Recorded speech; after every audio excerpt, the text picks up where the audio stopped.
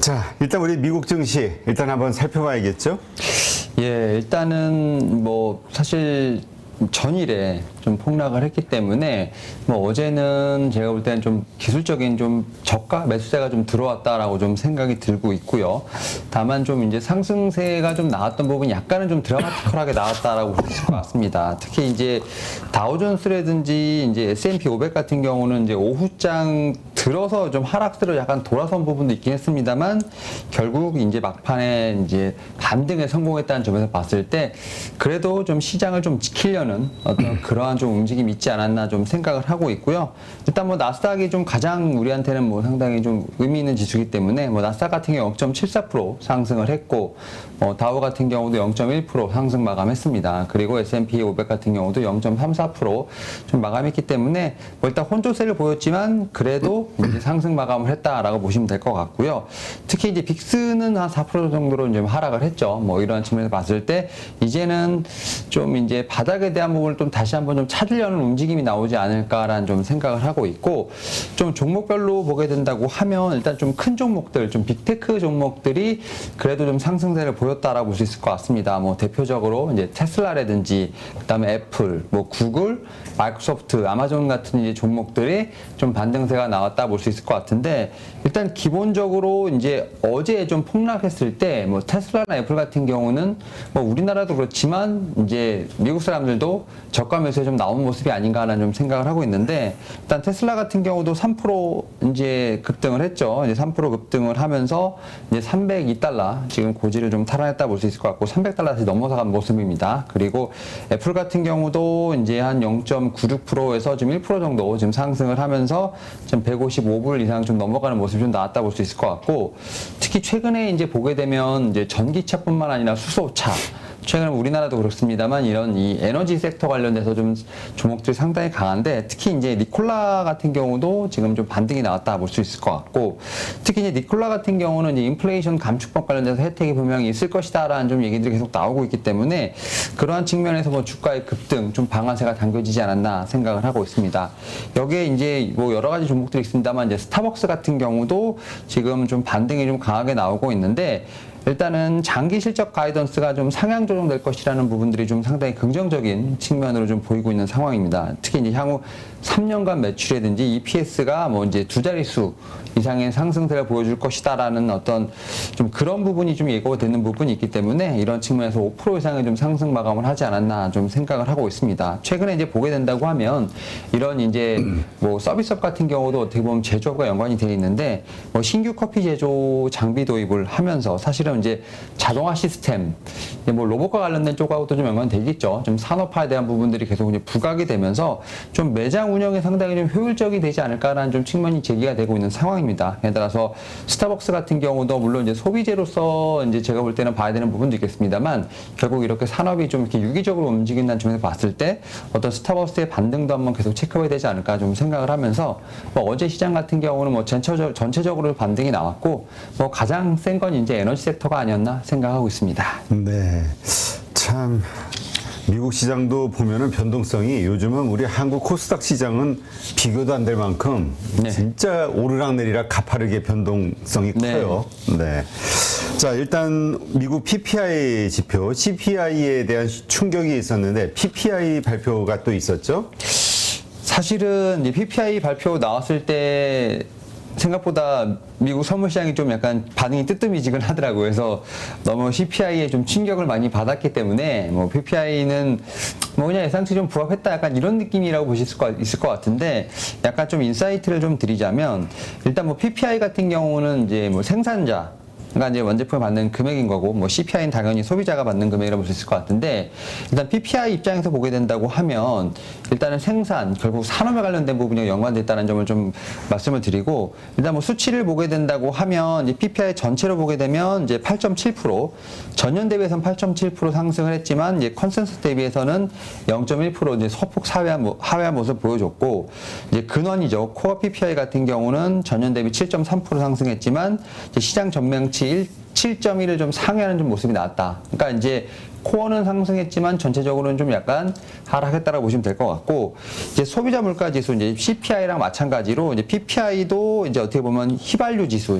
뒤에 좀 기준을 보게 되면 이 에너지 쪽에서의 어떤 좀 하락이 좀 크게 작용을 하지 않았나라는 좀 생각을 하고 있는데, 일단 이 PPI 관련돼서는 이제 뭐 CPI는 물가랑 좀 연관이 되겠지만 PPI 같은 경우는 이제 기업의 뭐 비용이라든지 뭐 이런 쪽에 좀 연관이 되죠. 뭐 기업의 이제 비용 증가라든지 내수 시장의 어떤 침체 관련된 우려도 분명히 나오지 않을까라는 생각을 하고 있어요. 어쨌든 뭐 컨센서스를 상회하든 하회하든 좀 높은 수준에 있다는 점에서 봤을 때는 아무래도 걱정이 된다라고 볼 수 있을 것 같고요.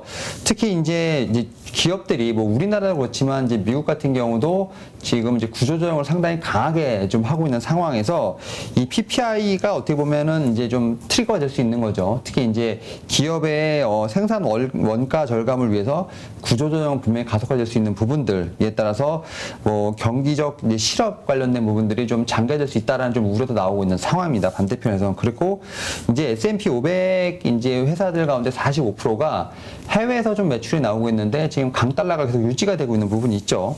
이런 부분에서 뭐 실적에 대한 우려감도 좀 계속 상승하고 있다. 반대편에서 이런 좀 어떤 해석도 가능하다고 볼 수 있을 것 같아요. 그래서 사실은 이제 이 PPI 발표 이후에 이제 차주에 좀 발표되는 뭐 신규 실업 보업 청구자 수라든지 뭐 다수의 고용이라든지 무역 지표와 좀 연관이 돼서 이 PPI에 대한 해석을 좀 해야 되지 않을까라는 어떤 좀 유보적인 입장도 있기 때문에 일단 당장 뭐 이제 컨센서스를 좀 소폭 하회했다라는 어떤 그런 측면보다는 이런 좀 이제 기업의 지수들과 좀 연관이 돼서 조금은 좀 해석을 할 필요가 있다라는 측면에 봤을 때 PPI에 대한 어떤 부분 해석 같은 경우는 조금 시간을 좀 두고 좀 해석을 해야 되지 않나라는 뭐 개인적인 생각을 좀 하고 있습니다. 네. 지금 이번에 CPI, 미국의 그 CPI 지수에서 뭐라 그럴까요? 상승을 이끌었던 그 부분이 네. 그 부동산 쪽이잖아요. 맞습니다. 네, 네. 그쪽이 계속 올랐는데 이번에 그래서 미국 모기지론의 금리 이게 상당히 그 연관성이 좀 있을 것 같은데 어떻게 나왔나요? 그러니까 지금 이제 어제 조금씩 이제 좀 수치들이 발표가 됐는데 미국의 30년 만기 모기지 금리가 2008년 이후 처음으로 6%를 좀 상회하는 이제 그러니까 이제 네. 지금 많은 전문가들의 의견이 이제 연준은 미국의 부동산을 눌러야만 한다. 네. 이 얘기란 말이에요. 네. 근데 누를 수 있는 방법이 뭘까? 결국은 금리 올리는 수밖에 없는 거 아니야? 이 얘기인데. 그러니까 사실은 에너지, 이제 말씀하셨던 에너지라든지 뭐 자동차가 좀 잡히는 모습이 보였습니다만 이제 엉뚱한 곳에서 어떻게 보면 이제 CPI가 튀었죠. 결국 이제 주거비에 관련돼서 좀 너무 과소평가된 부분이 아닌가라는 좀 얘기가 나오고 있고, 결국은 이제 CPI, 이제 소비자 물가 지수 같은 경우, 이제 에너지 가격 하락만으로는 좀 역부족이지 않나라는 좀 생각이 들면서 결국은 이제 말씀하셨던 것처럼 연준이 물가를 과연 잡을 수 있을까에 대한 의구심이 생기고 있죠. 사실은 에너지 섹터 같은 경우는 어떻게 보면 연준의 소관이 아니기 때문에 사실 이제 에너지 가격이 좀 하락을 하고 있는 상황에서 뭐 이런 얘기도 있어요. 이제 비축유를 좀 풀고 있는데 이것마저 어떻게 보면 잠그게 되면 다시 한번 에너지 가격의 재상승을 하게 되고, 이런 상황에서 주거비조차도 못 잡게 된다고 하면 과연 물가를 잡을 수 있을까? 뭐 이러한 측면에서 이제 다시 시장이 좀 요동을 쳤던 것이라 볼 수 있을 것 같고, 이제 다만 어제 같은 경우는 이제 뭐 저가에서 기술적인 좀 반등이 좀 나왔었습니다만, 이 부분은 계속해서 제가 볼 때는 시장에서도 고민해 봐야 될 부분이 아닌가 생각을 하고 있고, 사실 이제 결국은 이제 9월 FOMC에서 얼마나 이제 좀 그러한 가이던스가 나오냐가 중요하지 않을까 생각을 해요. 지금 상황에서는 뭐 언급을 하기 좀 쉽지 않은 상황인데, 어쨌든 그러다 보니까 지금 모기지 수요가 감소를 하고 있는 듯한 이제 기사가 나오지만 이제 6%대까지 올랐기 때문에 이제 모기지론 수요가 좀 감소를 했다라는 얘기가 나오고 있죠. 그러니까 이 6%라는 게 이제 어떻게 보면 이자 부담이 상당히 만만치 않은 상황인 거고, 사실은 이제 우리나라와 달리 이제 미국 사람들 같은 경우는 이제 내 집에 대한 어떤 그런 우리가 말하는 좀 이 집착이 별로 없기 때문에 뭐 렌트도 많이 하고, 우리가 말하는 뭐 이제 거긴 전세란 개념보다 거의 월세란 개념이 좀 그렇죠. 많기 때문에, 그러다 보니까 이 월세 가격도 오르고 이제 모기지 가격도 오르고 하다 보니까 상당히 좀 주거 비용에 대해서 좀 스탠스를 어떻게 취해야 되는지도 상당히 좀 애매한 상황이기 때문에 이러한 측면에서 연준에 대한 의구심이 좀 더 계속 커지고 있는 상황이 아닌가라는 좀 생각을 하고 있고, 결국 이제 앞에서 말씀드렸던 것처럼 기업도 그렇고 이제 소비자도 그렇고 결국 이제 9월 FOMC에 대한 부분들이 좀 더 촉각을 좀 곤두설 수밖에 없는 상황. 이러다 보니까 사실은 이제 뭐 뒤에서 말씀을 드리겠습니다만 이제 금리 인상 관련된 부분에서 좀 시장이 좀 집중하고 있지 않나 생각을 하고 있습니다. 네, 알겠습니다. 하여튼 다음번 그러니까 9월 CPI 지수가 발표될 때 우리가 이제는 관심을 가져야 되는 게, 지난번까지는 원자재 가격, 네. 원유 가격이었는데 이제는 부동산 가격 이쪽에 주거비, 예. 주거비가 얼마나 하락했나 요거를 이제 점검해야 되는, 참 이거 주식 투자하면서 이거 미국의 이 경제 지표, 우리 경제 지표는 모르겠는데 그러니까 미국 거는 자꾸 신경을 쓰고 봐야 되는, 참 슬프네요. 자, 영국에서도 CPI 발표가 됐죠. 영국도 만만치 않은데. 그러니까 지금 오늘 계속 이제 이게 뭐 아마 이번 주도 계속 이제 이런 경제 지표 얘기가 좀 많이 나오는 것 같은데, 저도 좀 그렇고 지금 이제 말씀하셨던 것처럼 영국에서 CPI가 나왔는데 일단은 CPI가 9.9 이제 나왔어요. 예상치가 10.2이기 때문에 일단 뭐 예상치를 좀 하회했다라는 얘기가 좀 나오고 있습니다만 이제 9.9도 상당히 높은 수준이라고 보시면 될 것 같아요. 그래서 거의 이제 물가가 뭐 10%에 육박한다라는 좀 측면에서 보게 된다고 하면, 이제 미국 같은 경우가 지금 8%대, 영국이 지금 9%대이기 때문에 과연 이 이제 두 나라가 과연 물가를 잡을 수 있을까에 대한 의구심이 계속 나오고 있는 상황이죠. 특히 이제 영국 같은 경우는 뭐 13%까지 지금 예상이 나오고 있는 상황이기 때문에 일단 예상치보다는 이제 소폭 하회하긴 했습니다만 물가 수준은 여전히 높다. 근데 여기에서 이제 결국은 뭐 에너지 가격이 가장 큰 문제가 아닐까 생각을 하고 있는데, 결국 그러다 보니까 이제 뉴스에 보니까 EU에서 결국 이제 이 러시아 쪽에, 원유 쪽에 뭐 이런 이 에너지 관련된 부분들 가격 상한선 결국 포기했다는 뉴스가 나오고 있죠. 결국 이제 러시아가 잠근다고 하니까 EU도 이제 백기를 든다라고 볼 수 있을 것 같은데, 이런 측면에서 지금 이제 뭐 EU에서 하고 있는 뭐 신재생 쪽 관련된 뭐 드라이브가 상당히 빨리 걸리긴 하겠습니다만, 당분간은 뭐 석탄부터 시작해서 지금 뭐 천연가스 같은 지금 러시아에 의존하고 있는 이런 에너지에 대한 관련된 부분들은 계속 이슈가 될 수밖에 없는 상황이라고 볼 수 있을 것 같습니다. 그래서 전 세계가 지금 이제 물가에 상당히 고통받고 있고 이러한 측면이 계속 지금 수치로 나타나고 있는데, 지금 이제 9월이죠. 그러니까 이제 4분기 뭐 이러한 좀 향방이 어떻게 될지에 대한 부분들도 뭐 계속 체크를 해봐야 되지 않을까, 뭐 개인적인 좀 말씀을 드려볼 수 있을 것 같습니다. 네, 참 이게 이번에 이 러시아 우크라이나 침공, 네. 이것으로 인해서 부각된 게 진짜 에너지 전쟁이라고 표현할 수 있을 정도로 이 에너지가 얼마나 중요한가에 대한 그 뭐라 그럴까요? 인식이 세계적으로 커질 수밖에 없었던 상황인 것 같아요. 근데 어제 저희가 그 인터뷰한 교수님은 그것을 이야기하더라고. 지금은 에너지 문제로 이제 이 겨울을 공격하겠지만 내년 봄에 러시아가 사실은 사람들이 우크라이나가 세계 제1의 곡물 수출 국가라고 생각하는데 러시아라는 거예요. 네. 러시아가 만약에 곡물을 가지고 또 장난치기 시작하면은 그때는 이제 식량난 위기가 진짜 본격적으로 또 나올 것이다. 흉작을 핑계로 이런 이야기를 또 하시더라고요. 그러니까 그러다 보니까 이제 사실은 뉴스들이 조금씩은 나오고 있어요. 이제 곡물과 관련된 얘기들이 좀 나오고 있고, 그러다 보니까 이제 곡물에 뭐 솔직히 주식시장은 좀 냉정하다 보니까 곡물에 투자하는 뭐 어떤 이제 좀 이런 쪽으로도 좀 얘기가 나오고 있는데, 말씀하셨던 것처럼 사실은 이제 뭐 곡물부터 시작해서 비료, 사료 관련된 부분들이 어떻게 보면 이제 주식시장에서 먼저 좀 테마로서 움직이는 부분이 있었습니다만, 정말로 이제 식량난에 대한 부분들은 좀 심각하게 고민해봐야 될 때가 아닌가라는 좀 뉴스들도 상당히 강하게 나오고 있죠. 뭐 이러다 보니까 관련돼서 이제 종목들이 좀 움직이는 부분도 있었습니다만, 결국은 이제 우리나라도 이런 부분을 좀 대비해야 되는 분명히 측면이 있지 않을까 좀 생각을 해요. 그러니까 지금 미국도 보게 된다고 하면 결국 이제 반도체뿐만 아니라 바이오 같은 이제 모든 산업들을 지금 전략화하는 부분이 있다 보니까, 러시아도 분명히 그런 쪽에서 봤을 때 말씀하셨던 것처럼 이제 뭐 에너지뿐만 아니라 뭐 곡물 뭐 이런 쪽으로도 분명히 가지 않을까라는 좀 분명히 해석은 가능하고요. 이러한 측면에서 지금 겨울을 나기도 급급한 상황에서 이제 내년에 어떤 이런 식량난에 대한 부분도 좀 고민을 해야 되는 부분이 상당히 좀 힘든 부분이 있습니다만 결국 뭐 주시장에서는 이런 부분도 분명히 대비해야 되지 않을까 좀 생각을 하고 있고요.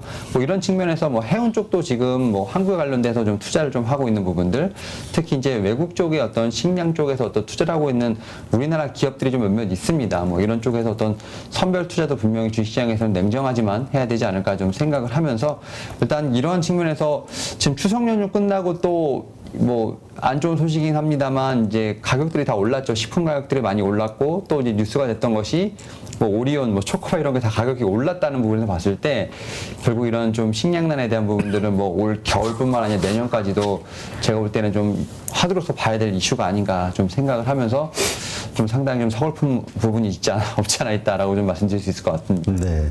하여튼 이 러시아의 문제가 빨리 끝나지 않으면 하여튼 내년도에는 또 이 에너지 문제만이 아니라 식량 위기가 정말 본격적으로 네. 나오지 않을까에 대한 걱정을 미리 하시는 분들도 많이 있더라고요. 네. 자, 일단 어쨌건 유럽의 경제는 상당히 어렵다는 거. 자, 이제 그래서 결론적으로 이러한 전반적인 것들을 바탕으로 다음 주 FOMC, 다음 주죠? 네, 맞습니다. 다음 주 FOMC에서 과연 울트라, 참, 처음에 빅스텝이랬다가 자이언트 스텝이랬다가 이제는 울트라 스텝이 네. 나와서 네. 100bp 인상하는 거 아니냐 이런 얘기가 또 올라오고 있으니까. 1% 그렇죠. 그러니까 지금 이제 어제 기준으로 봤을 때 지금 1% 인상 확률이 지금 32%까지 좀 올라간 상황입니다. 이제 그만큼 이제 많은 사람들이 물가는 이제 오랫동안 잡히지 않을 것이다. 결국 이제 앞에서 제가 뭐 여러 가지 말씀을 드렸습니다만 결국 이제 결론은 이거죠. 금리는 2%까지도 상승할 수 있다. 라는 이런 측면으로 좀 어떻게 보면 이야기가 좀 전개가 되는데, 근데 저는 이제 좀 약간 생각이 시장이 워낙 이제 미국 같은 경우 급락을 하면서 좀 시장에 대한 부분, 이런 좀 금리 인상에 대한 부분을 좀 반영을 하고 있죠. 그러다 보니까 어떻게 보면 이제 선반영에 대한 부분들 제가 몇 번 말씀드렸습니다만 요게 이 범위를 좀 어떻게 보면은 정하기가 쉽지는 않습니다만 제가 볼 때는 1%를 올리나 아니면 0.75%를 올리나 시장에서는 어느 정도 모든 수치를 다 반영을 하고 있지 않나라는 좀 생각을 하고 있고 오히려 이제 1%를 올렸을 때 결국은 시장 자체 혹은 연준 자체가 물가를 쉽게 잡지 못한다는 어떤 그런 부분을 인정한다는 게 오히려 제가 볼 때는 좀 더 클리어하게 시장에서 방향성을 잡는 데 좀 중요하지 않을까라는 좀 생각을 하고 있고요. 뭐 저는 이제 금리 인상이 뭐 몇 프로가든 숫자가 몇 프로가 나오든 시장에서는 이미 좀 선반영을 하고 있다는 생각을 해요. 근데 다만 이제 1%라는 건 상당히 상징적이라고 생각을 하고 있고, 그래도 전 개인적으로 1%보다는 이제 0.75, 그러니까 75bp에 대한 생각을 좀 더 많이 하고 있는데, 이런 부분은 이제 결국 뭐 까봐야 알겠죠. 뭐 연준이 좀 이제 회의를 통해서 알아봐야 알겠지만 결국 그만큼 이제 사태 자체가 좀 심각하고 그 다음에 지수 자체가 많이 올라오고 있다. 지표 자체가 많이 올라오고 있다는 상황을 봤을 때 이런 부분들을 얼마큼 좀 받아들이냐가 좀 중요하지 않을까 생각을 하고 있는데 결국 인상은 될 것 같고요. 그리고 높이 인상될 것 같고 그리고 이제 그 인상된 부분이 쉽게 내려가지 않고 높은 물가 어떤 금리 인상이 당분간 유지될 것으로 보고 있기 때문에 금리 인하에 대한 기대감은 확실히 좀 없어졌다. 그래서 이 금리 인상에 관련된 부분들이 올라가겠지만 그 고금리가 내년까지도 이어질 것이다라는 또 예상을 하고 있는 부분이 있기 때문에 이러한 측면에서 뭐 시장은 일단은 금리 인하에 대한 부분보다는 이제 그 고금리가 얼마큼 유지되는지가 좀 더 제가 볼 땐 관심사가 아닐까라는 좀 생각을 하고 있습니다. 네, 알겠습니다. 네, 지금 우리 김민수 대표 오시니까 저쪽 구석에서 소음이 들리죠. 네, 참 좋은 가을님, 네, 김민수 대표님하고 동지시라고 비염으로 고생하시는데, 네, 그렇죠. 하여튼 우리 가족분들 환절기 이 비염이라든가 여러 가지 또 아토피 있으신 분도 되게 힘들어하시더라고요. 그렇죠. 예. 하여튼 이런 어떤 건강상의 어려움 있으신 분들, 네, 잘 무난하게 보내는, 네. 참, 우리가 어떻게 말씀드릴지 모르겠어요. 왜냐면 이게 고치기가 참 쉽지 않거든. 그러니까 이제 뭐 감기도 오고 코로나가 또 어제 또 급증했다고 하더라고요. 그렇죠. 신규 확진자가 뭐 추석 연휴 이후로 그러다 보니까 이게 복합적으로 작용이 되면서 사실은 이제 면역에 대한 부분들이 또 다시 한번 좀 이슈로 떠오르지 않을까 좀 생각을 하고 있고, 근데 다만 이 코로나19 관련돼서 백신 주사는 이제 뭐 감기랑 독감 예방 주사랑 좀 교차로 맞아도 상관없다고 하니까 뭐 이런 부분에서 좀 철저한 예방이 필요하지 않을까 좀 생각을 하고 있고, 우리 김희수 대표도 좀 빨리 좀 나아야 될 것으로 보이고 있는데. 아니, 저건 쉽게 안 나. 쉽게 안 나. 항상 근데 되게 힘들 거예요. 계속 뭐지, 코가 답답해가지고 목도 따끔따끔하고. 하여튼 우리 건강상의 이 환절기 우리 가족분들 다 건강 무난하게 잘 챙기시고요. 네, 하여튼 항상 건강한 상태 유지하시기 바랍니다. 자, 그다음 구글을 좀 토픽으로 뽑으셨는데 구글에 어떤 이슈가 있나요?